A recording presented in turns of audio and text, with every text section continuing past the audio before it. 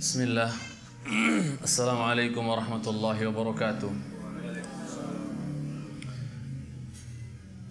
Alhamdulillah wassalatu wassalamu ala nabiyillah wa ala alihi wa sahbihi wa man ihtada bihadihi wa istanna bisunnatihi wa iqtafa atharahu wa sunnatahu ila yawmin alqah. Amma ba'd. Fa inna asdaqal hadithi kitabullah wa khairal hadi hadi Rasulillah salawatu rabbi wa salamuhu alaihi. Wa syarrul umuri muhdatsatuha fa inna kulla muhdatsatin bid'ah wa kulla bid'atin dhalalah wa kulla dhalalatin fin nari. Amma ba'd. Bapak dan Ibu sekalian yang saya cintai karena Allah Tabaraka wa Ta'ala, alhamdulillah kita bersyukur kepada Rabb kita Jalla fi'ula. Pada kesempatan kali ini Rabb kita Jalla fi'aliya'ih mengumpulkan kita di majlis ilmu yang mudah-mudahan dengan duduknya kita di majelis ilmu seperti ini, Allah Subhanahu wa Ta'ala berkenan menghapuskan daripada kesalahan-kesalahan yang pernah mungkin kita lakukan di majelis-majelis sia-sia yang mungkin tidak terhitung jumlahnya yang pernah kita duduk di dalamnya. Sahabat Abu Darda radhiyallahu ta'ala anhu pernah berkata bahwa majlisu ilmin wahid yukaffir 70 majlisan min majalisil lahu, bahwa duduk di majlis ilmu sekali saja seperti ini itu bisa menghapus daripada 70 majlis yang pernah kita duduk di situ. Yang majlis itu adalah majlis sia-sia, majlis yang tidak menyebut nama Allah, yang tidak menyebut nama Allah di dalamnya, majlis yang mungkin di situ pembicaraannya adalah kadang-kadang tidak berfaedah, tidak jelas apa yang diomongkan, hanya pembicaraan yang menjadikan orang besar tertawa dan seterusnya. Betapa banyak kita duduk di majelis-majelis seperti itu. Akan tetapi dengan kita duduk sekali di majelis ilmu seperti ini, insya Allah itu bisa menjadi penghapus 70 majelis sia-sia yang pernah kita duduk di dalamnya. Kemudian yang kedua, kita sampaikan salawat dan salam kepada Nabi kita tercinta alaihi afdhalus salah wa atammut taslim. Semoga senantiasa tercurahkan kepada beliau, keluarga, sahabat, tabi'in dan atba'ut tabi'in. Dan kita mohon kepada Allah Jalla fi'ula agar kita senantiasa diberikan istiqamah di atas jalan beliau, sunnah beliau sallallahu alaihi wasallam. Yang dengan demikian kita berharap kepada Allah Jalla wa'ala, kita termasuk yang dikaruniakan Allah bisa minum dari telaga beliau yang terbentang luas di padang mahsyar nanti, di saat kita semua bangkit dari dalam kuburan kita dalam keadaan wirdan utashan, dalam keadaan haus dahaga butuh minum. Maka bagi mereka yang istiqamah mengikuti jejak dan perjalanan beliau sallallahu alaihi wasallam, insyaallah akan diperkenankan minum dari telaga Nabi sallallahu alaihi wasallam. Bahkan gayungnya langsung diberikan oleh Rasulullah sallallahu alaihi wasallam, yang telaga Rasulullah SAW yang terbentang luas dari padang mahsyar, di padang mahsyar, yang airnya mengalir dari dalam telaga yang ada di dalam surga, yaitu Al-Kautsar. Maka apa? Orang yang minum dari telaga beliau sallallahu alaihi wasallam, mereka akan mendapatkan sesuatu yang menakjubkan. Di mana dalam hadis Muslim Rasulullah SAW bersabda bahwa air telaga Nabi sallallahu alaihi wasallam yang terbentang luas di padang mahsyar nanti itu lebih putih dibandingkan susu, lebih manis dibandingkan madu, lebih sejuk dibandingkan salju. Man yashrab minhu lam yazma abada. Siapa yang minum dari telaga Nabi sallallahu alaihi wasallam tersebut, dia tidak akan haus untuk selama-lamanya.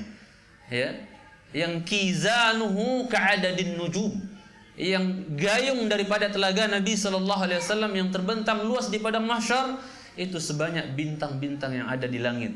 Yang Rasul katakan, inna likulli nabiyyin haud. Sesungguhnya masing-masing dari nabi-nabi yang ada itu punya telaga. Jadi semua nabi memiliki telaga. Akan tetapi telaga yang paling enak, yang paling nikmat, ya adalah telaga Nabi kita sallallahu alaihi wasallam, yang bahkan umat-umat yang lain pengen ikut minum dari telaga Nabi sallallahu alaihi wasallam. Umat nabi-nabi yang lain ingin ikut minum di telaga Nabi sallallahu alaihi wasallam, padahal nabi mereka juga telah memiliki telaga. Maka Rasulullah SAW mengatakan, saya menghalang-halangi mereka. Dihalang-halangi umat-umat yang lain itu, yang penting umat Nabi SAW bisa minum. Tapi siapa mereka yang bisa minum dari telaga Nabi SAW? Mereka adalah yang istiqamah mengikuti jejak dan ajaran beliau SAW. Adapun mereka yang jauh dari ajaran Rasulullah SAW, bahkan berani mengganti-ganti ajaran sunnah Nabi SAW, maka merekalah yang diusir-usir oleh para malaikat. Nanti ada orang-orang yang diusir oleh para malaikat ketika hendak mau minum, maka sebagian malaikat mengusir sebagian umat Nabi Muhammad SAW. Maka Nabi kita heran, kenapa kau usir itu umatku, itu umatku? Maka para malaikat mengatakan, ya Muhammad, innaka la tadri ma ahdatsu ba'dak. Muhammad, kamu kan nggak ngerti, kamu kan nggak tahu apa yang mereka perbuat sepeninggal engkau. Ya, oke, ketika engkau masih hidup Muhammad, masih mengerjakan apa yang kau ajarkan. Tapi setelah kau meninggal, apa bisa dijamin mereka tetap di atas ajaranmu? Itu yang dimaksud oleh para malaikat. Maka diusir-usir. Setelah Nabi kita dikasih tahu bahwa yang diusir itu adalah orang-orang yang mengganti syariat beliau, orang-orang yang mengganti sunnah-sunnah beliau, maka Rasul pun mengatakan, suhqan liman baddalu ba'di. Sana, pergi. Buat mereka yang berani mengganti-ganti setelah wafatku, kata Rasulullah SAW. Mengganti apa? Mengganti syariat beliau, mengganti sunnah beliau. Disuruh berzikir begini, dibikin cara zikir sendiri. Disuruh berselawat seperti ini, dibikin cara selawat sendiri, dan seterusnya. Ini yang dimaksud mengganti-ganti.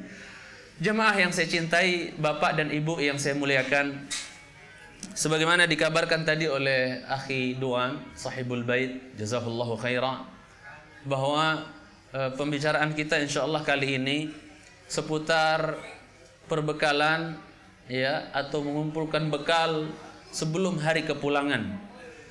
Maksud antum, Ustaz, pulang kemana gitu kan? Mau pulang ke kampung, ke Jogja atau ke Padang, kemana maksudnya gitu kan? Iya. Jadi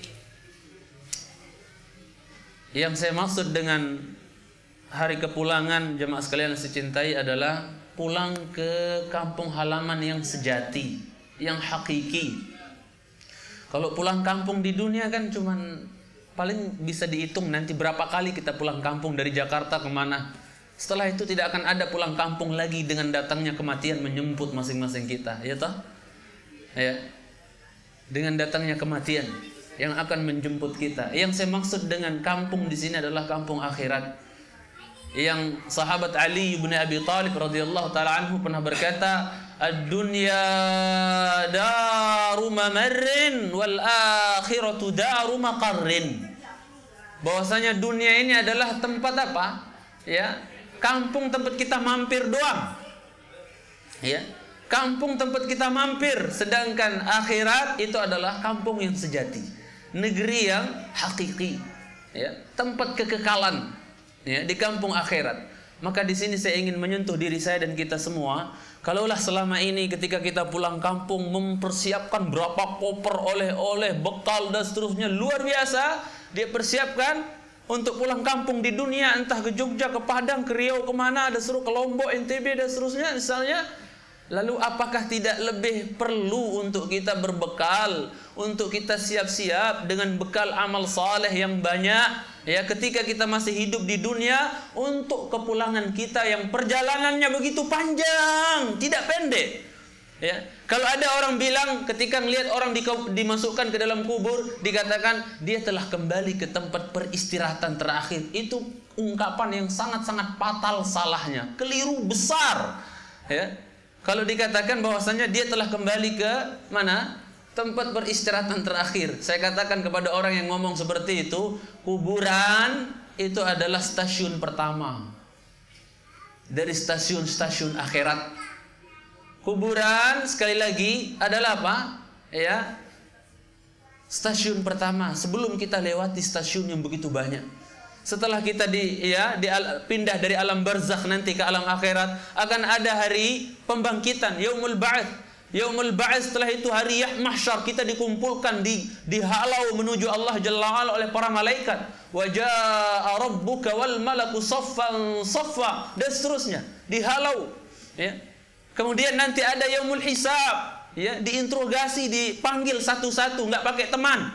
Nggak ada orang bilang, aku dipanggil sama Allah itu, kamu kan istri saya dulu di dunia, temenin dong, aku malu sama Allah, aku takut sama Allah.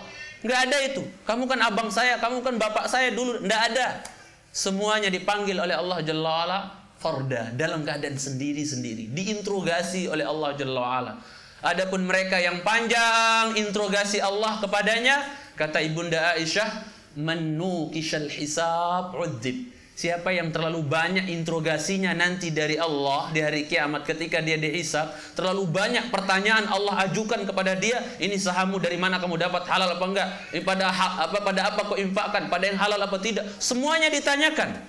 Kalau terlalu panjang hisabnya, interogasinya, kata Ibunda Aisyah, itu dikhawatirkan calon orang yang akan disiksa. Tapi kalau hisabnya hisaban yasira, hisab yang ringan, pertanyaan beberapa saja, udah, maka insya Allah itu ciri-ciri orang yang selamat, insya Allah. Apatah lagi diberikan kitabnya dengan tangan kanan, catatan buku amalnya itu diberikan Allah dengan dengan tangan kanan. Waliyadzubillah, sebagian orang diberikan catatan amalnya dengan tangan kiri, bahkan dari belakang. Ciri-ciri dia adalah calon penghuni neraka, waliyadzubillah. Saya datang ke sini bukan untuk menakut-nakuti, cuman saya mau menyentuh hati saya pribadi dan kita semua, ya, agar kita banyak mengingat, ya, hal-hal yang seperti ini, agar kita tidak terlalu lalai dari mengingat Allah dengan kehidupan dunia yang fana, yang mungkin kata Rasulullah SAW dulu, bu'istu ana was-sa'atu kahatain. Aku diutus jadi nabi, kiamat itu sebegini, kata Nabi. Dhamma bainas sabbabati wal wusta. Beliau gabungkan, dempetkan antara antara jari telunjuk dengan jari tengah, digempelkan. Kalau seandainya Rasul mengatakan aku diutus jadi nabi sedang kiamat itu begini, direnggangin, mungkin kiamat masih lama kali ya. Dunia ini mungkin masih muda kali ya. Tapi karena Rasulullah SAW mengatakan bu'ittu ana was-sa'atu kahatain. Aku diutus jadi nabi, kiamat itu begini nih, dempet. Jadi kalau saya boleh bilang, dunia ini udah bungkuk, udah tua. Dan kalau seandainya kita sudah lewati tahun 2000 ya Masehi, kalau boleh saya katakan di sini, kita jangan terlalu berharap masuk tahun 2000 Hijriyah. Tahun 2000 Masehi udah berlalu, sekarang 2014 toh. Tapi untuk 2000 Masehi kita nggak bisa terlalu berharap untuk masuk. Itu jemaah sekalian saya karena Allah Tabaraka wa Ta'ala. Ya. Jadi mari jemaah sekalian saya cintai, ya, saya ingatkan diri saya dan kita semua sebelum, ya, hari-hari tersebut datang, maka mari kita berbekal. Mari kita mempersiapkan diri dengan amal saleh, karena semua yang kita miliki dari anak, istri dan harta benda, suatu hari mereka semua akan jadi pengkhianat bagi kita. Kok Ustadz bilang begitu? Kok tega anak istri saya nanti pengkhianat? Yang tidak berkhianat cuma satu, amal saleh yang pernah kita kerjakan di muka bumi ini. Kapan hari pengkhianatan keluarga kita, anak istri kita? Yang istri mungkin pernah bilang, saya akan rela hidup semati sama abang. Bohong, dusta. Ya tak? Hidup mati sama abang katanya. Coba ketika kita mati duluan, mau nggak diikut di kuburan? Nggak mau dia. Ya, semenit pun nggak mau nemenin kita dalam. Semuanya bohong. Ya, dan seterusnya. Jadi kata Rasulullah bahwasanya apa? Yatba'ul mayyit thalath. Yang akan mengikuti mayit nanti 3, harta, keluarga, amal. 2 pulang berkhianat, yang 1 setia ngikut dalam kubur. Siapa? Amal saleh. Yang amal saleh ini nanti akan serupakan oleh Allah seperti laki-laki yang gagah, yang harum baunya, Masya Allah. Ketika ditanya, siapa kamu? Kok kamu datang? Wajahmu datang dengan kebaikan. Siapa kamu? Maka amal yang diserupakan oleh Allah seperti manusia yang nanti menemani kita di dalam kubur, mengatakan ana amalukas saleh. Mas, mbak, aku amal solehmu. Tapi buat mereka yang di dunia lalai dari mengingat Allah, hidupnya hari-harinya penuh dengan maksiat, ya. Salat, kalau lagi mood salat, enggak lagi mood ya enggak salat, dan seterusnya misalnya, ya. Maka apa, orang-orang yang seperti ini waliyadzubillah akan datang amal buruknya selama di dunia diserupakan seperti laki-laki yang sangat buruk, busuk baunya. Ketika ditanya, siapa kamu? Siapa kamu? Kok wajahmu datang dengan keburukan? Siapa kamu? Dia katakan, ana amalukas su. Mas, mbak, Saya amalmu yang buruk dulu selama di dunia. Aku disuruh nemenin kamu sama Allah di sini di kuburan. Udah gelap, ya, bahang neraka pagi dan sore diperlihatkan, dipertontonkan, temannya busuk lagi, jelek lagi tampangnya. Wal iyadu billah, sengsara di atas sengsara di dalam kubur buat mereka yang tidak memuliakan Allah di dunia dengan beribadah dan taat kepadanya.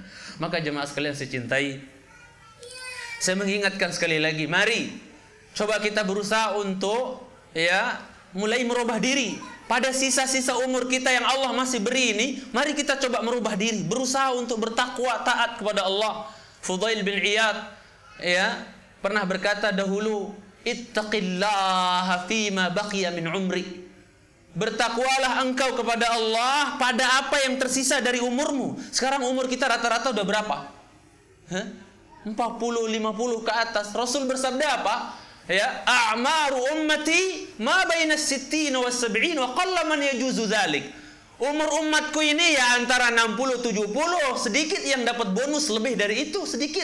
Kalau toh pun ada 80 90 itu hanya bonus dari Allah Jalla, sedikit yang lebih dari itu. Nabi kita saja 63 tahun, Ibunda Khadijah 65 tahun, sedikit yang lebih.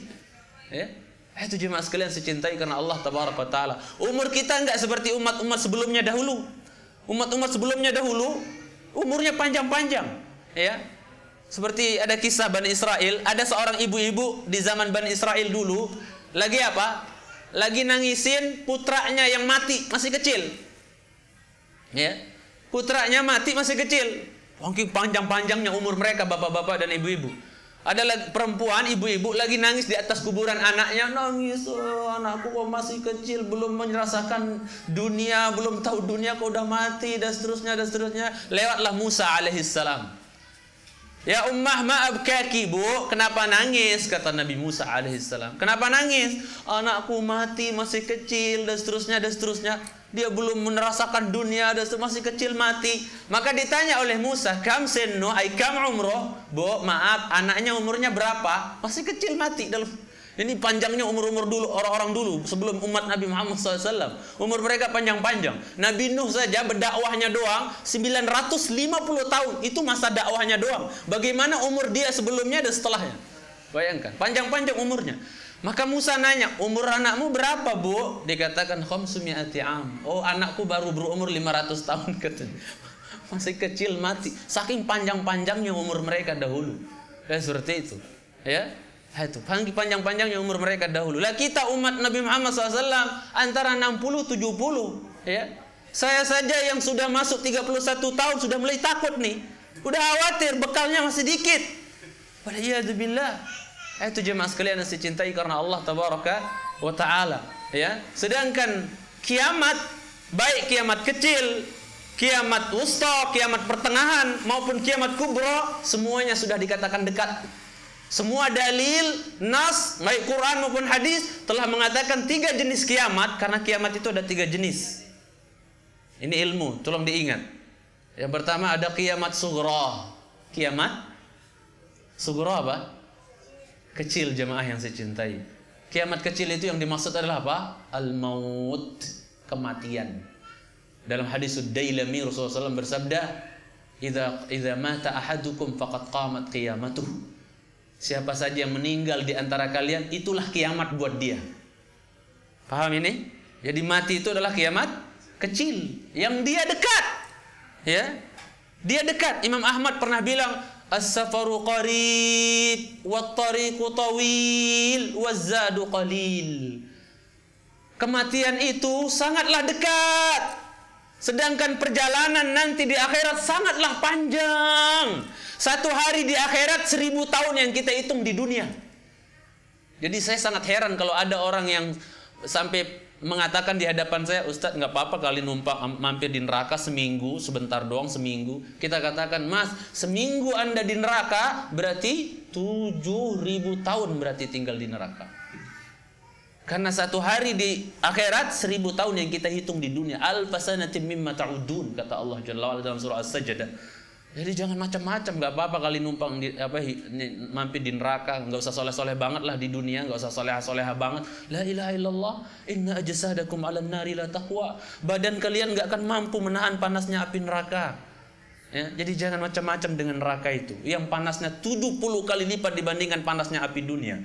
Jangankan neraka, matahari saja yang sekarang jaraknya berapa mil dari kita panasnya minta ampun kalau lagi musim panas. Bagaimana dengan nanti di mahsyar, matahari dilipat gandakan panasnya oleh Allah 99 kali lipat, jaraknya cuma 1 atau 2 mil. Gimana? Ya. Terus kita nggak siap-siap untuk hari itu. Baru lewat dari alam barzah, baru di mahsyar sudah habis bekal kita, nggak punya bekal amal soleh lagi. Lalu bekal kita ketika nyebrang di atas sirat nanti gimana? Kalau udah habis duluan, gimana nyebrangnya? Apa nggak sangkut-sangkut sama kail-kail ya sirat itu kemudian keplanting ke dalam neraka? Waliyadzubillah. Maka mari kita memperbanyak bekal. Kalau kita semangat nabung untuk dunia kita, kenapa kita nggak semangat untuk nabung untuk akhirat kita?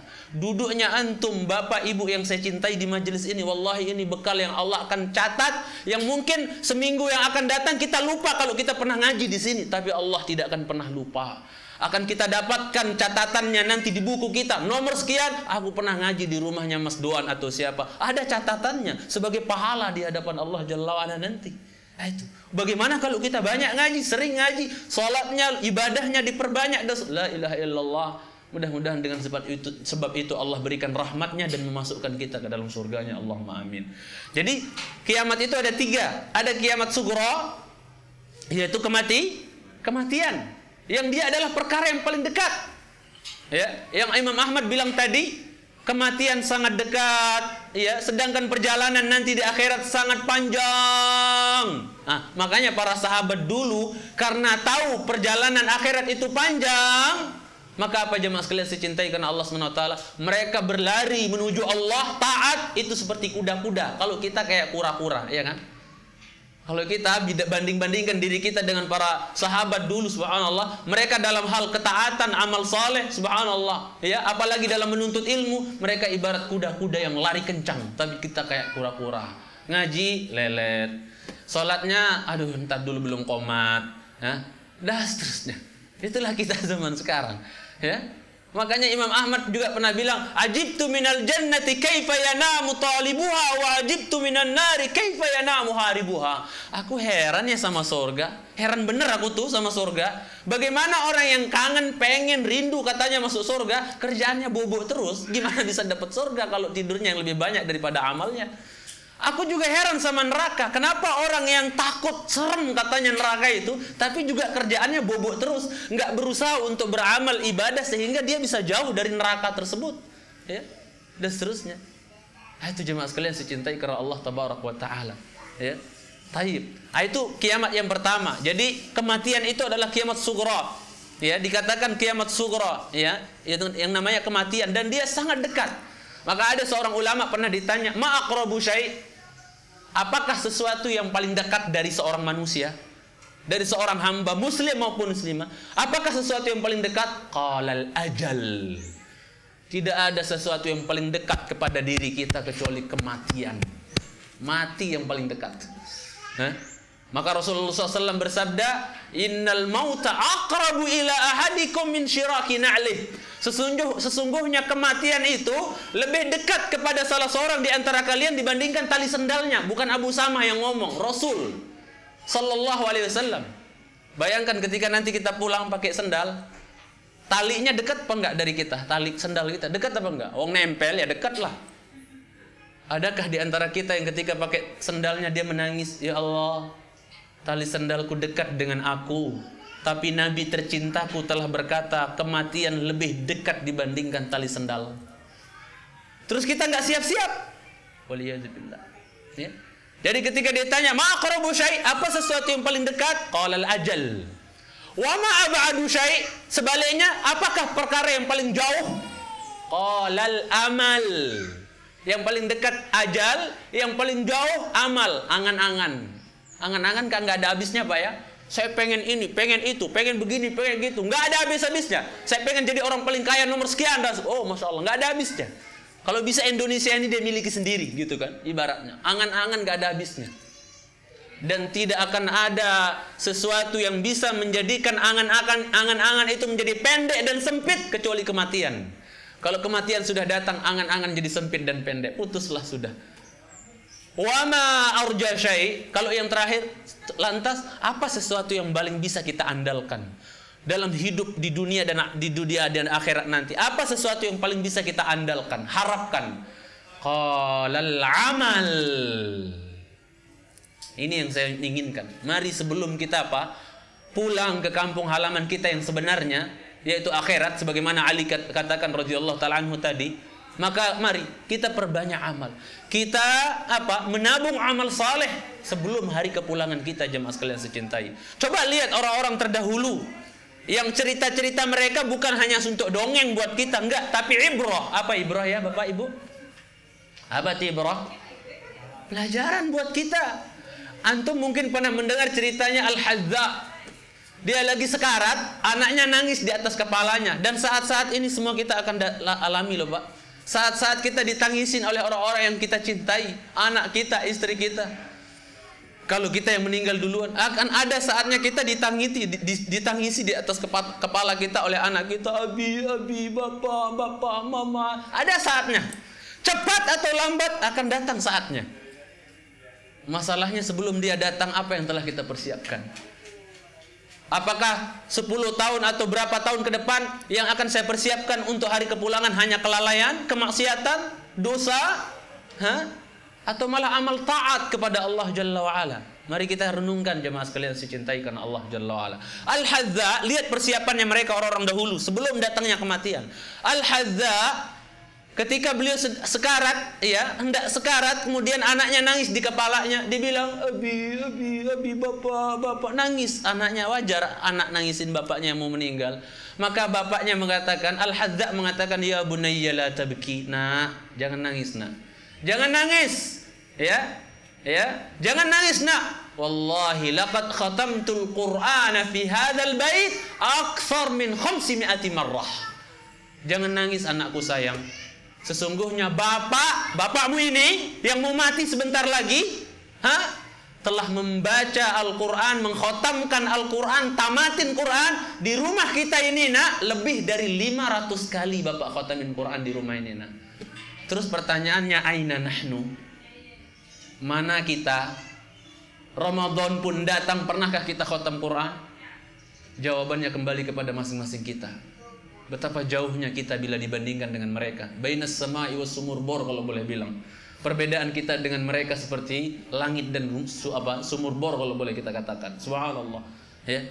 Jadi Bapak udah khatamin Quran lebih dari 500 kali di rumah ini, nak. Jadi Bapak husnudzon, pulang kepada Allah, insya Allah Allah baik sama Bapak. Jadi Bapak husnudzon, karena Bapak sudah menghatamkan Al-Qurannya, kitabnya di rumah ini lebih dari 500 kali. Umar bin Abdul Aziz, cicitnya Umar bin Khattab radhiyallahu ta'ala anhu, ketika baru beliau dilantik jadi jadi khalifah, karena diangkat, bukan mencalonkan diri. Kalau sekarang kan orang minta kan jabatan tuh. Biasanya kalau orang minta jabatan itu dia akan dibebani oleh jabatannya. Kalau orang nyari-nyari minta jabatan, dia akan dibebani oleh jabatannya. Apa maksudnya? Dia harus nanti orang-orang yang dulu pernah dia minta dukungannya dan terus nanti datang, tolong kong saya, bantu saya dong, butuh dana banyak. Akhirnya karena untuk mengembalikan modalnya saja nggak cukup, apalagi untuk bagi-bagi sama pendukung-pendukungnya, akhirnya mulai mikir untuk korupsi dan seterusnya. Itu kan banyak seperti itu. Ini bukan rahasia pribadi lagi, udah jadi rahasia umum gitu kan. Kemudian jemaah sekalian dicintai karena Allah Tabaraka wa Ta'ala, Umar bin Abdul Aziz ketika beliau dilantik jadi jadi khalifah, karena kecerdasan beliau, kepintaran beliau dan kemampuan beliau, maka orang-orang pada datang untuk membaiat beliau. Kenapa habis waktu? Orang-orang datang untuk membaiat beliau, salim jabat untuk taat kepada khalifah. Yang namanya ngeladenin orang banyak saliman kan capek juga kan Pak ya. Akhirnya udah masuk waktu siang, capek dia, letih dia. Masuklah dia ke rumahnya. Anaknya ngelihat ketika dia mau masuk ke kamarnya, lihat persiapan mereka jemaah sekalian saya cintai. Ketika Umar bin Abdul Aziz mau masuk ke dalam kamarnya, di-stop sama anaknya yang masih bocah, masih kecil kayak umuran anak-anak kita ini. Namanya Abdul Malik bin Umar bin Abdul Aziz. Maka ditanya, "Ila aina ya abi?" Bapak mau kemana? Uridu an aqil. Nak, bapak mau kailulah, tidur siang dikit, capek ngeladenin tamu, membaiat. Bapak mau istirahat dulu. Kemudian anaknya bilang, wa ma zalimun nas. Terus kezaliman ya, menteri-menteri yang zalim, yang korupsi, yang yang enggak amanah, yang malas-malasan kerja dan seterusnya. Kezaliman mereka kapan mau diurus, Pak? Baru dilantik padahal nih. Kapan mau diurus itu kezaliman? Ya. Menteri-menteri yang nakal-nakal pecat saja dan seterusnya. Kapan itu? Kapan, Pak? Kata siapa? Abdul Malik kepada bapaknya Umar bin Abdul Aziz. Subhanallah. Maka kata Umar bin Abdul Aziz, ba'da an astayqid, nanti nak, sekarang bapak capek, nanti setelah bapak bangun baru bapak beresin tuh. Ya, wakil-wakil menteri-menteri yang nakal-nakal, korupsi dan seterusnya, yang enggak amanah, yang malesan kerja, masuk kerja jam seberapa baru dia datang, nanti bapak beresin. Bila perlu dipecat semua dan seterusnya. Nanti setelah bapak bangun, nak ya, sekarang bapak capek, kata dia. Apa kata anak yang soleh ini? Apa kata anak yang subhanallah ini? Dia bilang apa? Wahal ya abi, wahal tadman an tastayqid. Emang bapak jamin nanti bapak bisa bangun? Bayangkan ungkapan seorang anak yang luar biasa, membuat bapaknya jadi apa? Yang tadinya capek, ngantuk, jadi apa? Bangkit lagi, semangat lagi. Anaknya yang masih bocah kayak gitu bisa bilang, emang bapak jamin nanti bisa bangun? Betapa banyak orang yang tidur, bismikallahumma amutu wa ahya, bangun-bangunnya di kuburan. Banyak kebablasan. Ya, karena ketika kita tidur Allah ambil roh kita. Maka Rasul bersabda, an-naumu akhul maut. Tidur itu adalah saudara kandungnya kematian. Roh kita diambil. Ya. Jadi ketika kita tidur, orang mau ngapain kita dan seterusnya, kita nggak nyadar roh kita diambil oleh Allah Jalla wa'ala. Bagaimana kalau nggak dibalikin lagi, kebablasan, meninggal, gimana coba? Ya. Itu. Betapa banyak orang yang tidur, kemudian dia nggak bangun di atas kasurnya, tapi bangun-bangun di dalam kubur. Udah datang mungkar dan nakir di hadapan dia. Subhanallah. Betapa banyak yang seperti itu. Itu jemaah sekalian saya cintai karena Allah Tabaraka wa Ta'ala. Maka mari kita bersiap-siap untuk itu. Ya. Kemudian ketika Umar bin Abdul Aziz mendengar anaknya ngomong, bapak emang bisa jamin mau ngurus kezaliman para menteri nanti? Emang bapak bisa jamin bisa bangun nanti setelah tidur ini terus diurus? Apa bapak bisa jamin? Apa kata dia? Masya Allah, ta'ala ya bunai. Karena bangga punya anak yang bisa mengingatkan dia, ya, subhanallah. Kalau jadi pemimpin yang apa? Yang bekerja, pemimpin yang semangat, ya, bekerja membasmi kezaliman dan seterusnya. Dan itu adalah amal soleh bagi seorang presiden, bagi seorang khalifah, bagi seorang pemimpin, ketika dia membasmi wakil-wakilnya yang yang nggak baik, yang nggak bagus, yang zalim dan seterusnya, yang korupsi dan seterusnya. Itu amal soleh buat dia, subhanallah. Jadi Umar bin Abdul Aziz bukannya malah udahlah tak tidur saja dulu nak, enggak. Dia begitu mendengar anaknya ngomong seperti itu, dia panggil anaknya, ta'ala ya bunai, sini nak. Sini nak. Kemudian dicium anaknya, kemudian dia pergi ngurus menteri-menteri yang zalim-zalim itu, yang nakal-nakal itu dan seterusnya. Subhanallah. Ini bentuk persiapan mereka, jamaah sekalian saya cintai. Adapun kiamat wusta, kiamat pertengahan, ini yang saya akan bicarakan agak panjang nanti, yaitu apa? An-nafkhu fis-sur. Kiamat pertengahan itu yang dimaksud dengan kiamat pertengahan adalah saat-saat Israfil meniup sangkakala. Itu kiamat pertengahan. Adapun kiamat besar kubra, ya. Adapun kiamat kubra, kiamat besar, itu adalah saat Allah Subhanahu wa taala melipat langit yang 7 lapis dengan tangan kanannya. Ya, kemudian melipat ya bumi ini yang 7 lapis juga digenggam dengan tangan kirinya. Jadi langit 7 lapis ya dengan tangan kanan, bumi yang 7 lapis dengan tangan kiri digenggam oleh Allah Jalla wa'ala nanti di yaumil qiyamah, dan berkata, Anal Malik, saya raja. Sebagaimana kita baca Fatihah, Maliki yaumiddin. Saya raja. Mana raja-raja dunia? Mana orang-orang congkak dan sombong dulu di dunia? Orang-orang yang punya jabatan dulu. Mana? Tidak ada. Udah habis beres semua. Masya Allah. Ini menunjukkan Allahu Akbar. Langit 7 lapis. Kita kalau melipat karpet aja udah berapa kali baru bisa selesai kan Pak ya? Langit yang 7 lapis Allah lipat cuma 3 kali lipatan. Set beres. Langsung digenggam pakai tangan kanan. Allah katakan dalam surah Az-Zumar, ya, wa ma qadarullaha haqqa qadrihi wal ardu jami'an qabdatuhu yaumal qiyamah. Sungguh manusia itu tidak mengagungkan Allah dengan sebenar-benar pengagungan. Padahal bumi yang 7 lapis ini nanti Allah genggam dengan tangan kirinya.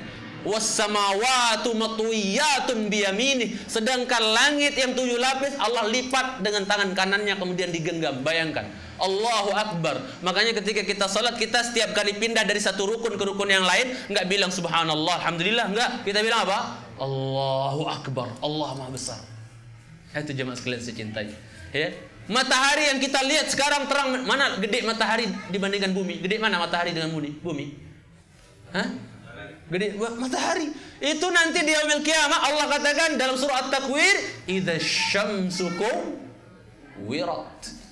Apabila matahari dilipat oleh Allah Jalla wa Ala. Dalam hadis yang disahihkan Imam Albani, bahwasanya apa? Bahwasanya matahari dilipat oleh Allah, kemudian bulan juga dilipat oleh Allah, kemudian dua-duanya dibuang ke dalam neraka. Matahari sama bulan Allah buang ke dalam neraka. Buat apa kira-kira, Pak? Neraka sudah panas 70 kali lipat dibandingkan panas api dunia, ditambah lagi dengan matahari. Kira-kira tujuannya buat apa? Untuk menambah bahang dan panasnya neraka jahanam. Waliyadzubillah. Neraka jahanam yang proses penciptaannya apa? Kata Jibril, Allah nyalakan bakar neraka jahanam 1000 tahun, saking panasnya berubah jadi merah. Kemudian dibakar lagi 1000 tahun, saking panasnya berubah jadi putih, saking panasnya neraka jahanam itu. Dibakar lagi 1000 tahun lagi oleh Allah, saking panasnya berubah jadi hitam legam. Maka Jibril alaihissalam mengatakan neraka itu saudaun mudlimah. Neraka itu hitam gelap. Waliyadzubillah. Ya. Yang kalau seandainya neraka jahanam dibolong sebesar jarum, hancur dunia ini. Kalau seandainya satu pakaian penduduk neraka digantung antara langit dan bumi, mati semua penduduk bumi ini karena saking panas dan busuknya bau pakaian penduduk neraka itu. Waliyadzubillah. Jemaah sekalian saya cintai. Itu proses penciptaan. Tambah lagi dengan dilemparkan matahari dan apa? Bulan ke dalam neraka. Waliyadzubillah. Ya. Gimana panasnya? Waliyadzubillah. Yang nanti matahari ini kata para ulama, tulaffu kama tulafful imamah. Matahari ini dilipat oleh Allah seperti dilipatnya serban. Tahu serban kan? La ilaha illallah. Allahu Akbar. Ya. Itu yang disebut qiyamatul kubra. Kiamat besar. Adapun yang ingin saya sinyalir sedikit, dan ini apa namanya, buat mudah-mudahan bisa menjadikan kita merenung. Kiamat yaitu wusta, kiamat pertengahan, yaitu apa? Di saat apa? Sangkakala ditiup oleh malaikat siapa, Pak, Bu?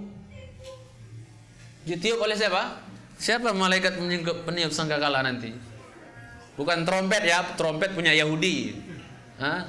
Jadi ibu-ibu mohonlah kalau misalnya musim tahun baru atau bapak-bapak, janganlah suka beli-beli trompet buat anak-anaknya. Kasihan, kita malah bangga dengan adat istiadatnya orang Yahudi.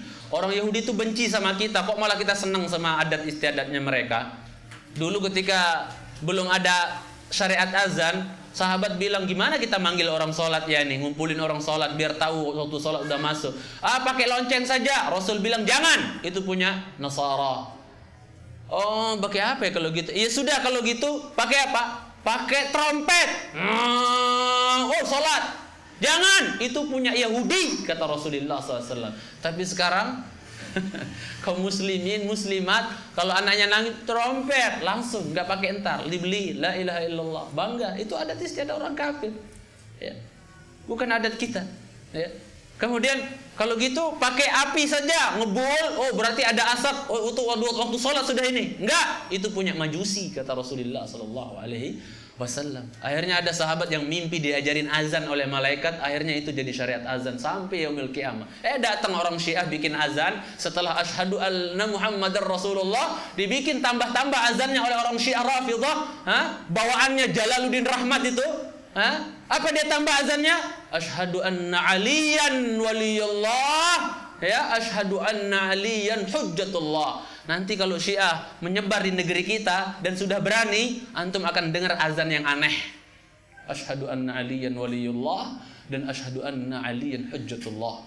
Orang bilang hayya 'alas shalah, hayya 'alal falah, sampai hayya 'alal falah saja langsung Allahu Akbar, Allahu Akbar. Mereka tambah hayya 'ala khairil amal.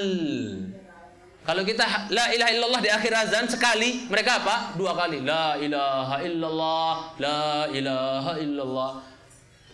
Wudunya beda, sholatnya beda, dan seterusnya. Tidak lama kalau Indonesia semakin menyebar, ya, apalagi mereka masuk di parlemen sekarang banyak sekali itu kader-kader mereka. Kita khawatir suatu saat kita akan melihat hal-hal yang aneh sekali di negeri kita dari segi perbedaan, menyelisihi apa yang kita telah diajarkan oleh Rasulullah Sallallahu Alaihi Wasallam. Jadi kalau bapak selama ini Assalamualaikum warahmatullah, Assalamualaikum warahmatullah, nanti bapak ibu akan lihat ada orang salam, ya ketika salam pok pok pok tepuk paha dan seterusnya kayak orang gila. Itu orang Syiah Rafidhah. Yang sholatnya biasanya pakai koin tanah Karbala, katanya itu biasanya taruh di jidatnya itu. Dan tanah Karbala itu lebih suci dibandingkan Mekah dan Madinah menurut mereka. Ya, itu. Makanya mereka bikin Ka'bah sendiri di sana, waliyadzubillah. Ya. Mudah-mudahan kaum muslimin semakin paham tentang bahayanya Syiah untuk NKRI. Mudah-mudahan. Ya, saling bertanyalah, apa sih Syiah dan seterusnya. Tanyalah. Bukan itu pembahasan kita. Ya, ala kulli hal yang ingin saya tekankan sekarang, mari kita segera beramal saleh. Mempersiapkan amal soleh sebelum datangnya kiamat apa? Kiamat wusta, di hari ditiupkannya sangkakala oleh Israfil. Biar bapak dan ibu tahu, Nabi kita ketika Isra Mi'raj, pernah dengar cerita Isra Mi'raj tak? Ketika Nabi kita Isra Mi'raj, beliau melihat Israfil, itu jamaah sekalian saya cintai, ya. Beliau melihat sallallahu alaihi wasallam melihat Israfil alaihi salam, itu apa? Pangkal sangkakala itu sudah masuk di mulutnya. Dari dulu sampai detik ini, pangkal sangkakala sudah apa? Sudah masuk di pangkal mulut, di mulutnya siapa? Israfil alaihissalam. Ya. Makanya ketika Nabi kita sholat malam, Aisyah bangun, dilihat suaminya lagi sholat. Aisyah tidur lagi, bangun lagi, Rasul masih sholat. Tidur lagi, bangun lagi, masih sholat. Sampai-sampai Aisyah bilang, "Ya Rasulullah, lima sana'ta hadza wa qad ghafarallahu laka ma taqaddama min dhanbika wa ma ta'akhkhar." Ya Rasulullah, kenapa sih engkau lakukan ini ya Rasulullah? Sholat sampai bengkak kaki dan seterusnya begitu. Kenapa kau lakukan itu ya Rasulullah? Padahal Allah sudah ampuni dosamu yang telah lalu dan akan datang. Kenapa ya Rasulullah? Maka ibunda kita dijawab oleh Rasulullah SAW ketika ditanya, "Ma liya araka katsirul qiyami qalilul manami." Ya Rasulullah, kenapa sih aku lihat engkau itu sedikit tidurnya, banyak qiyamul lailnya? Kenapa sih Rasulullah? Maka Rasulullah SAW mengatakan kepada istrinya, "Kaifala, wahai Aisyah, bagaimana tidak?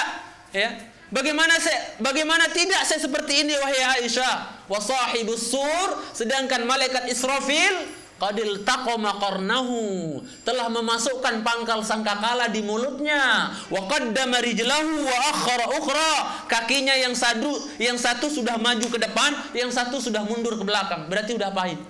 Sudah ngapain itu berarti? Udah ancang-ancang siap-siap dari dulu sampai detik ini. Saya ngomongin dari dulu sampai detik ini. Matanya kata Rasulullah ketika beliau lihat melihat ketika Isra Mi'raj, dilihat matanya Israfil, faka'annama, dalam hadis Muslim, faka'annama ainahu kaukaban durriyan. Aku melihat kedua matanya malaikat Israfil, kan malaikat itu besar jemaah sekalian saya cintai. Ya.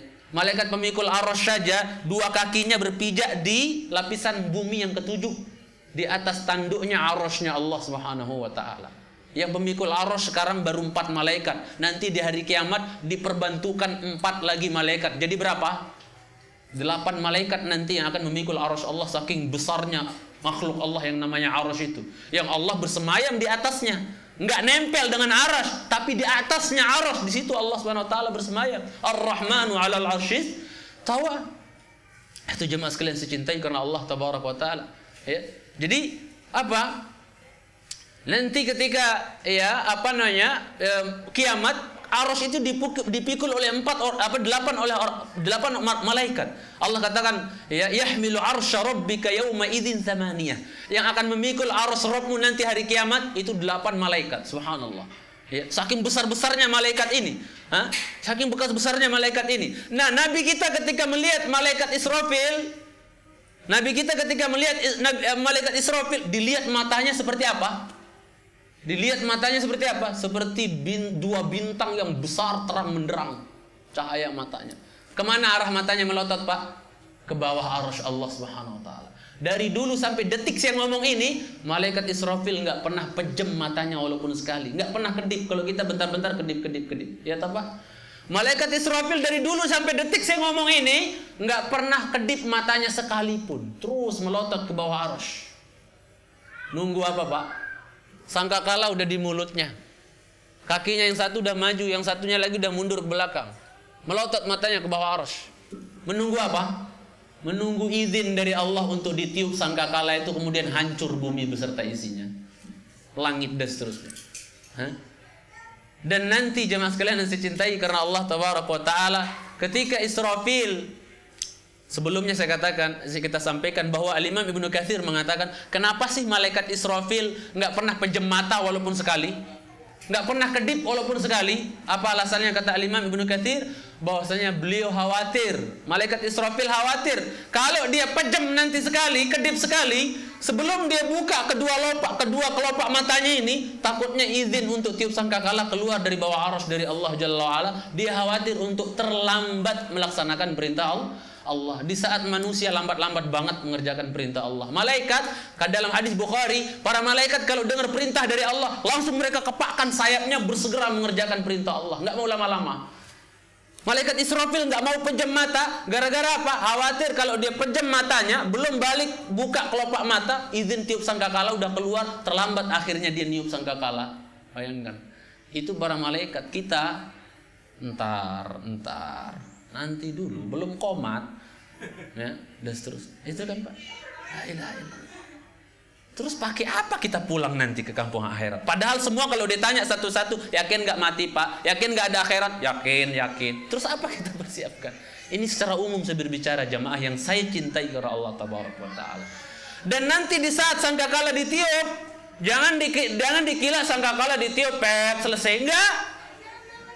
Kata Imam Ibnu Katsir, sangkakala ditiup yutawwiluha. Sangkakala ditiup oleh Israfil itu panjang. Ya. Saking menggelegarnya dan menyeramkannya suara tiupan sangkakala itu, sampai binatang buas yang sedang mengejar mangsanya berhenti. Nggak jadi ngejar. Hanya pelongok-pelongok, ini suara apa? Orang yang lagi merah susu, ya, berhenti merah, nggak jadi. Orang yang lagi nimba air, berhenti nimba, cemplungin timbanya dan seterusnya. Orang yang lagi mau deal-dealan jual beli di pasar, nggak jadi. Subhanallah. Nih, sampai-sampai burung-burung, semua jenis burung di hari tersebut, ya, semua jenis burung di hari tersebut mengepakkan sayap dan ekornya, ingin mengeluarkan isi perutnya, saking tegangnya hari tersebut. Ya. Ingin mengeluarkan isi perutnya, rasanya saking tegangnya suara yang menggelegar tersebut. Sampai-sampai ketika sangkakala ditiup, iblis laknatullah alaih, yang dulu nggak mau sujud ketika Allah perintahkan, wa idz qulna lil malaikati isjudu li adama fasajadu illa iblis. Iblis yang nggak mau sujud dulu ketika Allah perintah sujud kepada Adam, ogah dia, aba wastakbara, ogah, enggan, sombong dia. Ya, maka saya katakan, kalau orang nggak mau sholat di dunia, enggan sholat di dunia, maka apa? Qudwah dan uswah dia bukan nabi, tapi iblis. Yang nggak mau sholat, males-malesan sholat, qudwah dan uswah dia, suri tauladan dia bukan Muhammad SAW, tapi iblis. Iblis disuruh sujud nggak mau. Yang nyuruh adalah Allah, nggak mau. Tapi ketika mendengar sangkakala ditiup oleh Israfil, maka dia langsung berteriak, menangis, tersungkur sujud dan berkata, ya Rabb, murni an asjuda liman syi'ta. Ya Allah, suruh saya sujud sekarang kepada siapa saja yang kau mau ya Allah. Hatta kepada pengulung kau suruh sujud ya Allah, aku mau. Ibaratnya begitu. Di hari ditiupkannya sangkakala tersebut, saking tegangnya dan seremnya, ya. Yang Nabi kita, jamaah yang saya cintai, Nabi kita ketika diceritakan tentang huru hara kiamat, ketika Jibril nyeritain huru hara kiamat kepada Nabi kita SAW, Nabi kita saking tegangnya, di saat kita sekarang kalau diingatkan tentang kiamat, nyantai-nyantai saja seolah-olah dia nggak akan datang. Nabi kita kalau diceritain huru hara kiamat, saking gemeter, saking takutnya, syoknya Nabi kita SAW dengar cerita Jibril tentang huru hara kiamat, sampai-sampai beliau hibur diri. Apa kata Nabi kita? Ya Jibril, alam yaghfirillahu li ma taqaddama min dzambi wa ma ta'akhkhar. Jibril, kan Allah udah ampuni dosaku yang telah lalu dan akan datang. Kok serem banget sih? Itu Nabi kita loh, Pak. Diceritain huru hara kiamat sampai serem kayak gitu. Maka Jibril mengatakan apa? Muhammad, Sesungguhnya menegangkannya hari-hari tersebut menjadikan kau lali, kau lupa kalau dosamu telah diampuni yang telah lalu dan akan datang. Lupa kamu Muhammad. Bagaimana dengan kita jemaah? Ya. Sampai berbusa mulut ustadz kadang menceritakan kita tentang prahara kiamat, santai saja, nggak ada yang masuk di hati. Tidak ada perubahan sedikit pun dari segi ibadah dan seterusnya. Walaupun saya berhusnudzon dan berbaik sangka, kita semua insya Allah tidak seperti itu. Insya Allah diingatkan tentang perkara kematian, hari kiamat dan seterusnya, menjadikan kita termotivasi untuk lebih baik di sisa-sisa umur kita yang kita tahu nggak tahu. Entah nanti pulang dari sini besok lusa Allah ambil kita nggak tahu. Itu jamaah sekalian secintai. Maka judul kajian kita ini, mari kita bersiap-siap untuk hari kepulangan kita. Nah, jamaah sekalian secintai, setelah sangkakala ditiup, semuanya terkejut kecuali beberapa yang tidak terkejut. Disebutkan ulama tafsir yang tidak terkejut dengan tiupan sangkakala, bidadari-bidadari surga nggak terkejut. Malaikat Ridwan penjaga surga nggak terkejut. Malaikat Zabaniyah yang tukang siksa di dalam neraka itu juga tidak terkejut. Ya. Setelah ditiup sangkakala tersebut, semua penduduk langit di kalangan malaikat dan penduduk bumi di kalangan manusia mati semua, nggak ada yang tersisa. Kecuali yang dikecualikan oleh Allah Jalla wa'ala. Siapa yang nggak mati? Ketika ditiup sangkakala, yang nggak mati ada beberapa malaikat. Yang tidak mati siapa? Malaikat Jibril, Mikail, malaikat pemikul arasy, dan malaikat pencabut nyawa, malakul maut. Itu yang nggak mati. Maka ketika sudah mati penduduk langit di kalangan malaikat kecuali beberapa tadi, kemudian sudah mati semua penduduk bumi, malaikat maut datang kepada Allah Jalla wa'ala, menghadap kepada Allah Jalla wa'ala. Kemudian melaporkan, ya Rabb, mata ahlus samawati wal ard. Ya Allah, penduduk langit dan bumi sudah beres semua, sudah meninggal, mati semua ya Allah, kecuali yang dikecualikan oleh Allah. Allah dengan nada sombong, dan Allah maha berhak untuk sombong. Allah menampakkan kesombongannya dengan bertanya, faman baqiya, terus yang masih hidup siapa? Padahal wa huwa a'lamu biman baqiya. Padahal Allah maha tahu siapa yang masih tersisa, yang masih hidup. Tapi Allah dengan nada ngejek dan menyombongkan diri, dan Allah maha berhak untuk sombong karena kesombongan itu adalah ridha Allah, selendangnya Allah Jalla wa'ala. Apa kata Allah Jalla wa'ala? Faman baqiya, terus yang masih hidup siapa? Maka malaikat maut menjawab, baqita antal hayyul ladzi la tamut wa baqiya Jibril wa Mikail wa hamalatu arsyik wa baqitu ana. Ya Allah, yang hidup tinggal Engkau, zat yang maha hidup dan tidak akan pernah mati, dan tinggallah Jibril yang masih hidup dan Mikail, dan juga malaikat pemikul arasmu, dan aku malaikat maut. Yang lain beres semua kabeh, mati. Beres. Maka Allah mengatakan kepada malaikat maut, falyamut Jibril wa Mikail. Malaikat yang agung, besar, dengan 600 sayapnya Jibril. Allah katakan, ya sudah, sekarang Mikail sama Jibril sama Mikail mati, cabut nyawanya. Akhirnya apa?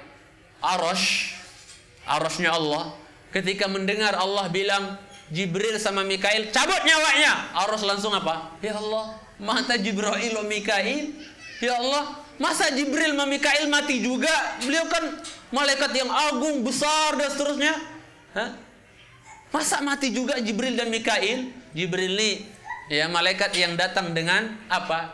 Gizi rohani buat kita di dunia, membawa wahyu. Adapun untuk jasmani, siapa yang punya tugas? Mikail. Yang Jibril ini musuhnya orang Yahudi di kalangan malaikat. Benci banget oleh orang Yahudi Jibril ini. Tapi kalau Mikail, orang Yahudi ngefans banget. Makanya mereka namain sebagian anak mereka Mikail gitu kan. Karena apa? Karena ngefans sama malaikat Mikail. Mikail itu menurunkan hujan, numbuh-numbuh tumbuhan-tumbuhan, rezeki dan seterusnya. Itu kerjaan dia, ngurus itu. Makanya dikata malaikat Israfil malaikat baik. Tapi kalau malaikat Jibril malaikat jahat. Ya seperti itu. Buktinya Allah kalau mau menghancurkan sebuah kaum, itu apa? Allah perintahkan Jibril untuk menyapu kaum itu pakai sayapnya. Luluh lantah dan seterusnya. Baik. Masih ada waktu, kalau enggak saya putus ini. Masih ada waktu. Kemudian jemaah sekalian yang saya cintai karena Allah Tabaraka wa Ta'ala, setelah Jibril dan Mikail meninggal, ketika Jibril dan Mikail dikatakan oleh Allah mati, cabut nyawanya, Arasy bilang apa? Ya Allah, Jibril Mikail meninggal ya Allah. Maka apa jamaah sekalian secintai? Yang Arasy ini untuk jamaah ketahui, Arasy ini adalah salah satu di antara ciptaan Allah, makhluk Allah yang Allah ciptakan langsung dengan kedua tangannya. Jadi semua makhluk Allah ciptakan dengan kun fayakun. Apa kun? Jadilah. Fayakun, maka jadi. Ibu-ibu yang suka yasinan dulu. Innama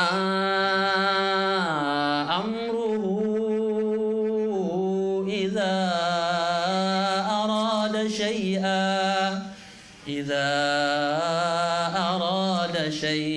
an yaqula lahu kun fayakun.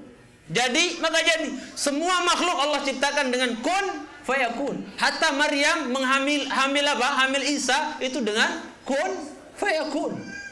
Ya, kecuali 4 makhluk Allah yang Allah ciptakan langsung dengan kedua tangannya. Ingat, Adam sendiri berkata, Rabbku memiliki 2 tangan, dua-duanya tangan Allah adalah kanan. Karena maha suci Allah dari sifat kiri. Allah punya 2 tangan, bal yadahu mabsutatan. Quran yang ngomong Allah punya tangan, tapi nggak sama dengan tangan makhluknya. Ingat itu. Ya. Enggak sama dengan tangan makhluknya. Laisa kamitslihi syai'un wa huwas samiul basir. Wa lam yakul lahu kufuwan ahad. Enggak sama Allah dengan makhluknya. Ya toh? Jadi apa? Jamaah sekalian secintai karena Allah Jalla wa Ala. Allah ciptakan 4 makhluk langsung dengan kedua tangannya. Apa itu? 1, kolam, pena yang ditulis dengannya takdir manusia. Ya. Yang ditulis dengannya takdir kita di Lauhil Mahfuz ditulis pakai pena.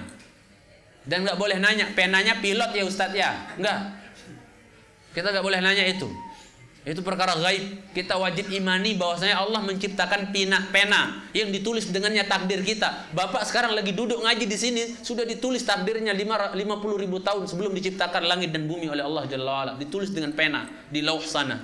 Ya. Jadi kita tinggal hanya menjalani takdir kita jamaah sekalian secintai karena Allah Jalla wa'ala. Kemudian apa? Itu yang pertama, pena. Yang kedua yang Allah ciptakan langsung dengan kedua tangannya adalah apa? Arasy.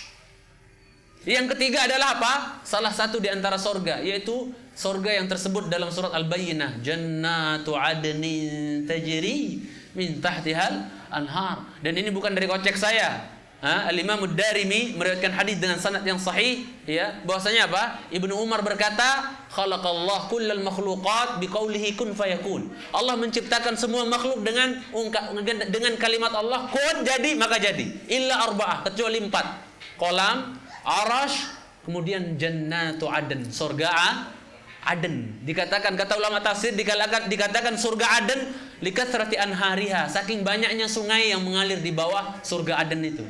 Kalau Firdaus dikatakan surga Firdaus likathrati a'nabiha, saking banyaknya anggur di dalam surga Firdaus itu. Jadi yang jarang makan anggur di dunia tenang aja. Ya. Ya seperti itu. Bahkan saya bilang yang jarang nge-mall, yang jarang nyoping di dunia tenang saja. Dalam hadis Sahih Muslim, di surga itu ada pasar Jumat. Ada pasar Jumat. Tenang saja ibu-ibu. Itu. Kemudian jemaah sekalian yang saya cintai karena Allah Tabaraka wa Taala. Ya. Ketika dan yang terakhir yang diciptakan oleh Allah dengan kedua tangannya langsung adalah manusia pertama. Siapa? Bapaknya manusia siapa? Adam. Langsung diciptakan dengan kedua tangan Allah. Gimana proses penciptaannya? Siapa yang tahu? Allah perintahkan malaikat turun ke bumi, ngambil semua jenis tanah yang ada di muka bumi ini. Dari yang keras, dari yang lunak, yang subur, yang tidak subur. Kemudian apa? Yang berwarna merah, putih, kemudian pertengahan antara itu yang hitam. Dan seterusnya. Jakarta tanahnya agak kemerah-merahan kan Pak ya? Kalau di kampung saya hitam legem, nggak sama warna tanah di dunia ini. Makanya Bapak gak usah heran, kenapa sih manusia ini ada yang soleh, ada yang toleh, ada yang soleh, ada yang bejat. Kenapa sih? Karena dulu tanah yang diambil juga ada yang subur, ada yang buruk, jelek. Kenapa manusia ini ada yang temperamen keras, ada yang nyolo banget, lembut gitu loh. Karena di antara tanah yang diambil dulu ada yang keras, ada yang lunak, lembek. Kenapa kok warna manusia ini kok kulitnya ada yang hitam kayak orang Somalia atau Nigeria dan seterusnya? Kok hitam-hitam? Karena di antara tanah yang diambil dulu oleh malaikat ada tanah yang berwarna hitam. Kenapa yang ada yang sedang-sedang antara putih dengan hitam? Orang Indonesia ada apa? tergantung dengan kembali kepada warna-warni tanah yang diambil dulu oleh malaikat. Diambil masing-masing jenis tanah, kemudian digabung, diolah. Ya, jangan dipikir berarti kayak molen yang muter itu Satya diputer, enggak. Jadi diolah oleh Allah SWT, dikumpulkan, kemudian diciptakanlah oleh Allah dengan kaifiat yang dengan cara Allah saja yang tahu caranya gimana. Allah ciptakan manusia yang ukurannya 60 hasta, Adam. Yang nanti kalau kita masuk surga, ukuran badan kita nggak kayak gini-gini nih. Ukuran penduduk surga masuk ke dalam surga seperti ukuran badannya Adam ketika diciptakan pertama kali, 60 hasta. Ya, dan penduduk surga kalau laki-laki masuk ke dalam surga, kata Rasul, Jordan. Nggak ada, kalau saya lihat sebagian antum ada bulu ininya kan, ada bulu-bulunya kan di muka ya, bulu-bulu tipis atau itu nanti penduduk surga masuk surga bersih, Jordan. Nggak ada sehelai rambut, putih, bersih, berseri-seri. Murdan, nggak ada. Kalau sekarang kan di betis kita, masya Allah banyak sekali bulunya ya. Ya, di tangan kita banyak bulu. Nanti di hari kiamat ketika penduduk surga mau masuk surga, itu nggak ada sama sekali bulunya, bersih. Dan umurnya rata-rata berapa? 30 tahun. Jadi nggak ada orang tua di surga itu, nggak ada orang nenek-nenek, semuanya muda dikembalikan umurnya. Ya, muda semua. Taib. Kemudian jemaah sekalian dicintai karena Allah Tabaraka wa Taala, ya, diciptakanlah Adam dari tanah. Setelah berbentuk manusia, Allah tiupkan ruh dari mana? Dari mana ya? Dari telinganya, dari mana? Dari hidung, ditiupkan ruh. Kemudian bergeraklah tanah yang berbentuk manusia berukuran 60 hasta itu bergerak. Kemudian yang pertama kali dia lakukan adalah hasing. Apa itu? Maka kalau ada yang nanya, kenapa sih kita bersin? Nggak usah repot-repot, nggak usah bingung-bingung. Karena bapak kita dulu pertama kali diciptakan bersin, Adam alaihissalam. Dan yang keluar dari lisannya pertama kali, Alhamdulillah. Semua malaikat mengatakan yarhamukallah. Dan diabadikan jadi syariat sampai sekarang. Kalau kita ada yang bersin, hasing, maka syukuri dengan mengatakan apa? Alhamdulillah. Ini kadang pusing atau apa ada seterusnya. Jangan. Ya, alhamdulillah. Ya, syukur kepada Allah, nikmat bisa bersin. Coba kalau nggak jadi, Pak. Enak nggak itu?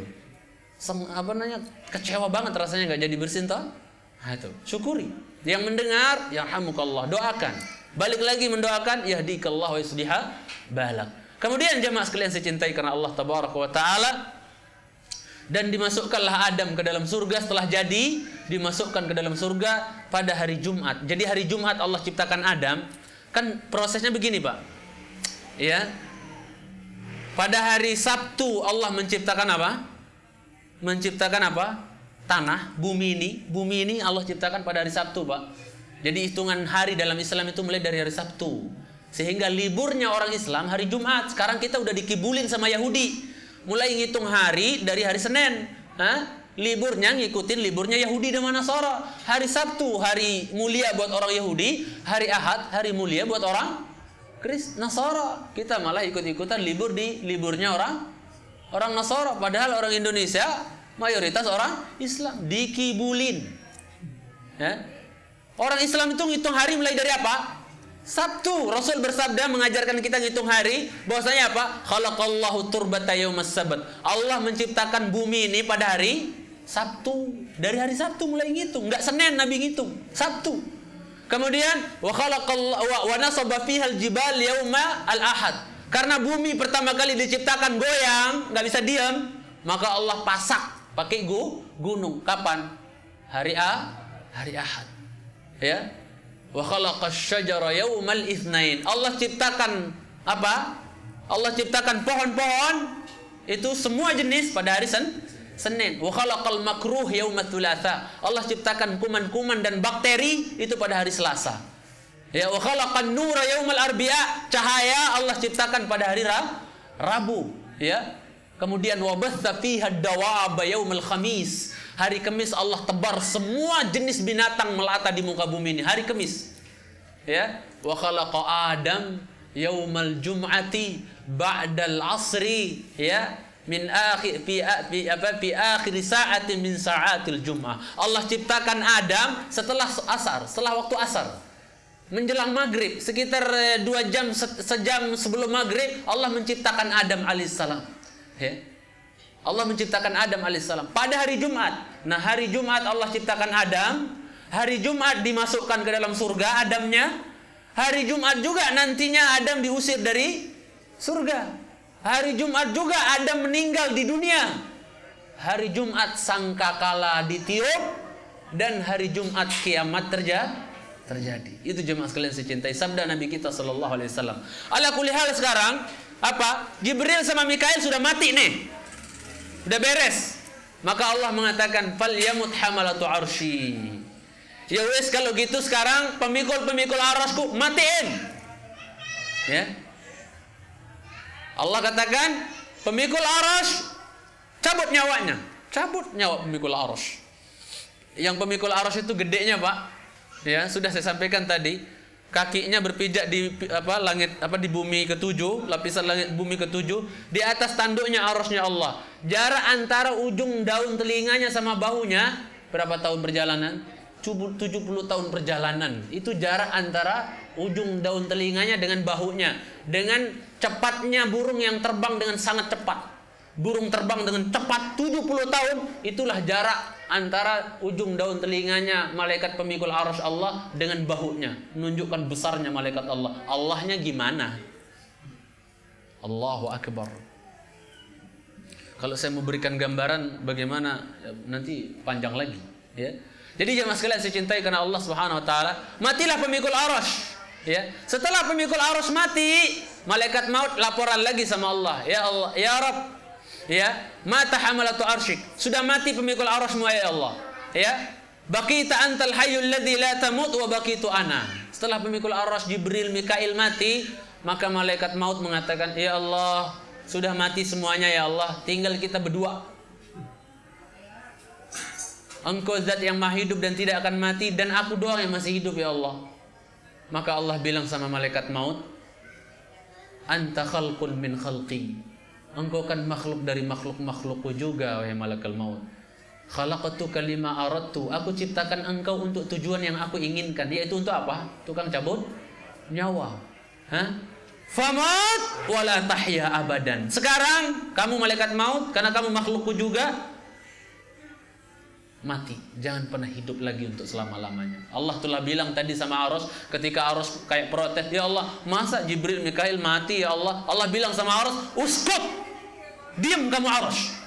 Fa inni katabtul mauta ala kulli man 'asha tahta arsy. Aku sudah takdirkan kematian itu buat siapa saja yang hidup di bawah arasku pasti mati. Mu Jibril Mikail, mu siapapun mati. Pemikul aras kan di bawah, Pak ya, bawahnya aras, mati juga.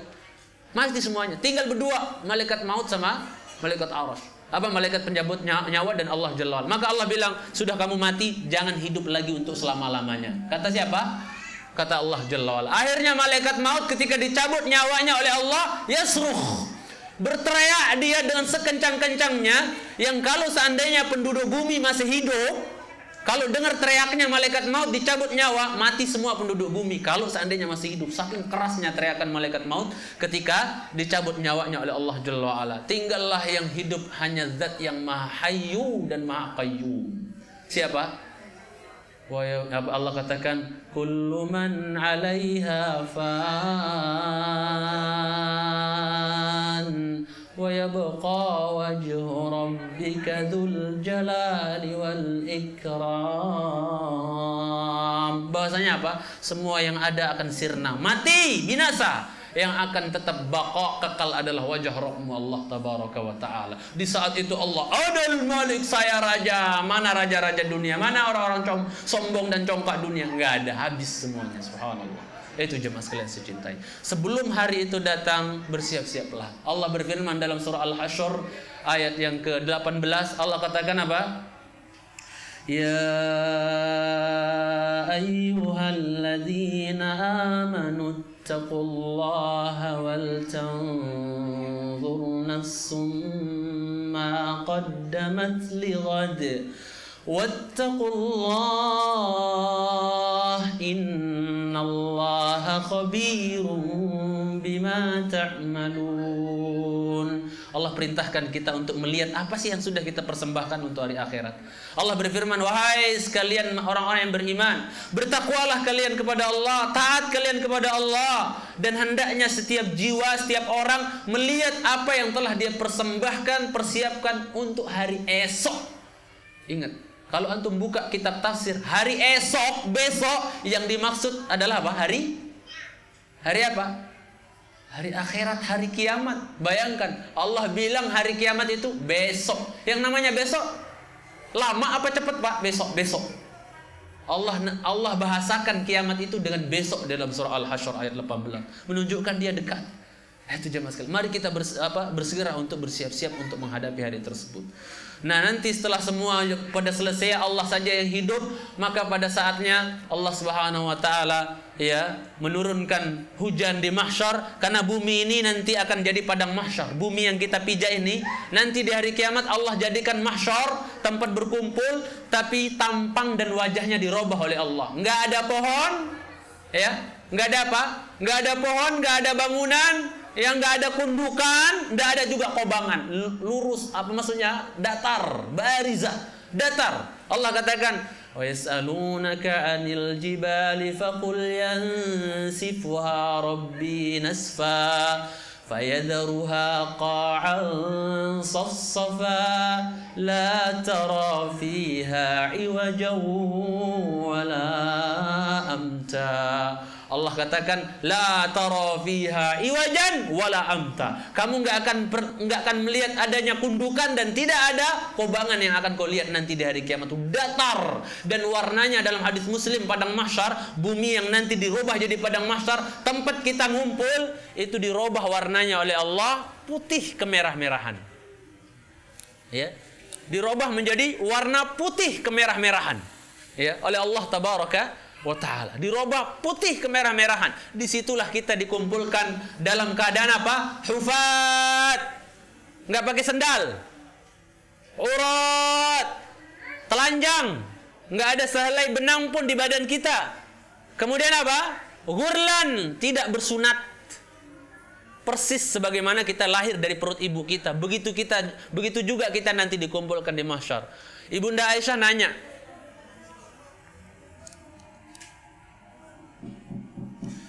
Aisyah nanya, ya Rasulullah, terus nanti kalau kita dibangkitkan dalam keadaan telanjang, berarti masing-masing, kamu, itunya, itu. Begitu ya Rasulullah? Enggak. Tidak ada. Hari itu lebih besar, lebih mendegangkan dibandingkan orang sempat melihat aurat orang lain, wahai Aisyah. Sampai laki-laki nggak bisa melihat perempuan nggak bisa lihat laki-laki aurat. Nggak bisa. Allah berfirman, likulli imri'in yawma idzin sya'nu yughni. Masing-masing orang sibuk ngurus dirinya sendiri di hari tersebut. Dan Allah katakan, wa khasyatil aswatu lirrahmani fala tasma'u illa hamsa. Di hari itu yang ada hanya bisik-bisik kecil. Bisik-bisik kecil, enggak berani ngomong kencang-kencang di padang mahsyar. Menunggu di padang mahsyar sampai hari hisab didatangkan oleh Allah Subhanahu wa taala. Kemudian jemaah sekalian saya cintai, nanti ketika kita bangkit di padang mahsyar, keadaan orang beda-beda. Keadaan orang dibangkitkan di padang mahsyar beda-beda, Ada orang yang ketika dia bangkit itu apa? Ketika bangkit terbelah kuburannya, dan ingat, yang paling pertama kali terbelah kuburannya adalah Rasulullah SAW.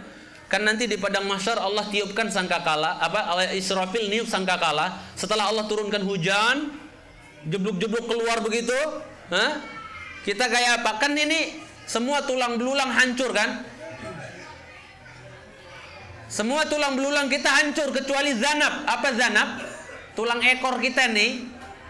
Bisa diperiksa sendiri di tombong kita, tulang ekor kita ini nggak hancur. Kita tumbuh nanti, kata Rasulullah, dari tulang ekor ini tumbuh.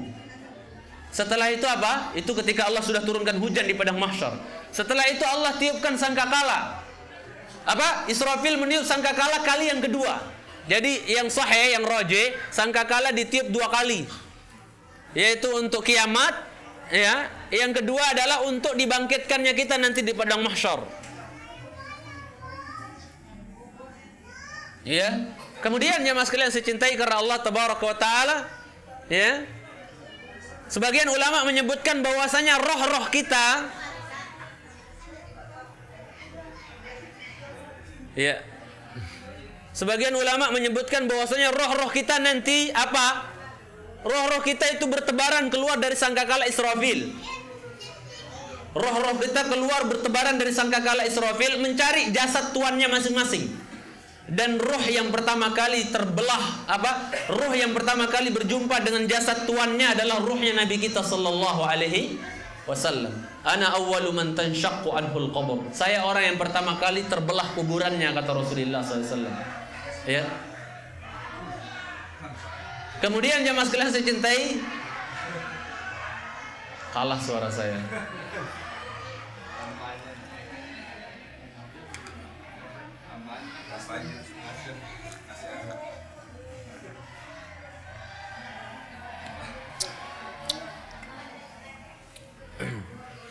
Adapun yang pertama kali dipakaikan pakaian nanti, karena kita bangkit dalam keadaan telanjang semua, yang pertama kali dipakaikan pakaian adalah kekasih Allah yang pertama, yaitu Ibrahim Khalilur Rahman, dalam hadis Muslim. Baik. Kemudian Bapak dan Ibu yang saya cintai karena Allah Tabaraka wa Ta'ala, manusia sekali lagi ketika dibangkitkan beda-beda keadaannya. Ada yang ketika bangkit langsung dibawakan kendaraan dari dalam surga. Asar jam berapa doa? 3:15. Ya sudah, saya sedikit lagi ya. Ini panjang kalau kita bahas nggak selesai-selesai. Jadi saya ringkas saja, kemudian kita selesaikan. Suara saya juga udah habis ini, habis kajian ini sisa-sisa tenaga sebenarnya. Jadi ada yang bangkit, ketika bangkit dari kuburannya itu langsung apa? Ada yang langsung dibawakan kendaraan dari dalam surga. Jadi ada orang nanti di padang mahsyar itu satu langkah pun dia tidak langkahkan kakinya. Paham maksudnya? Satu langkah pun dia nggak mijak padang mahsyar itu. Ketika bangkit langsung dibawakan kendaraan dari surga oleh malaikat, disuruh naik. Ini orang-orang yang ketakwaannya kelas kakap, luar biasa. Ya, nggak menginjak padang mahsyar sama sekali. Jadi dia dikumpulkan menuju Allah, dihalau itu dalam keadaan apa? Menunggang kendaraan dari surga. Ya. Ada juga orang yang apa, ketika dia bangkit ya, berjalan dihalau oleh malaikat menuju Allah, itu apa? Dalam keadaan jalan musyad. Ini orang-orang yang masih suka mencampur adukkan antara amal soleh dengan amal buruk. 50% solehnya, 50% toleh gitu ya. Ini orang-orang yang pakai jalan kaki nanti dihalau menuju Allah Jalla wa'ala. Tapi ada orang yang bangkit dari kuburannya itu merangkak. Bukan merangkak, jalan nyosor pakai mukanya. Saya mau tanya, pernah antum melihat orang jalan di dunia ini, pernah antum lihat orang nyosor jalan pakai mukanya? Ada? Nggak pernah lihat. Kalau yang ngesot banyak Pak ya. Tapi jalan pakai muka itu nggak ada. Camkan omongan saya. Nggak percaya? Camkan omongan saya. Nanti di hari kiamat ada orang di mahsyar itu dihalau menuju Allah, jalannya ngesot apa nyosor pakai muka. Jalannya pakai muka. Ini orang-orang yang apa? Jauh dari Allah, tidak mengenal Allah Jalla wa'ala di dunia, jauh dari ketaatan. Itu pakai mukanya jalan. Sahabat Abu Qatadah nanya, "Ya Rasulullah, kaifa yamshuna ala wujuhihim?" Gimana orang bisa jalan pakai muka ya Rasulullah? Nggak bisa lah. Maka Rasul bersabda, "Innal ladzi amsyahum ala arjulihim laqadirun ala ayyumasyiyahum ala wujuhihim." Sesungguhnya Allah, zat yang maha mampu memperjalankan mereka dulu di dunia pakai kaki, juga maha mampu bikin mereka jalan pakai mukanya nyosor nanti di hari kiamat. Waliyadzubillah. Yang mau saya katakan, jangan sampai kita yang termasuk jalan nyosor pakai mukanya nanti di hari kiamat. Jangan sampai. Itu jemaah sekalian cintai. Ya. Kemudian nanti ada juga orang yang apa? Ketika dia bangkit, itu tuhituhumuz zulmah. Ini orang-orang kufar, orang munafikin. Itu ketika bangkit nggak ada sebercak cahaya bagi dia, nggak ada sebercak cahaya. Karena ada orang yang apa? Ketika bangkit ada yang diberikan cahaya setinggi gunung, ada yang ketika bangkit diberikan cahaya setinggi pohon korma, ada yang ketika bangkit diberikan cahaya setinggi orang berdiri, ada orang ketika bangkit diberikan cahaya setinggi apa? Setinggi jempol, kadang nyala, kadang redup, nauzubillah. Ada orang yang bangkit tidak diberikan sebercak cahaya, waliyadzubillah. Dan ada juga orang ketika bangkit, orang-orang yang suka ngikutin bisikan setannya dulu di dunia. Apa kata bisikan setan? Ayo maksiat, ayo ngedugem, dan seterusnya misalnya. Maka apa?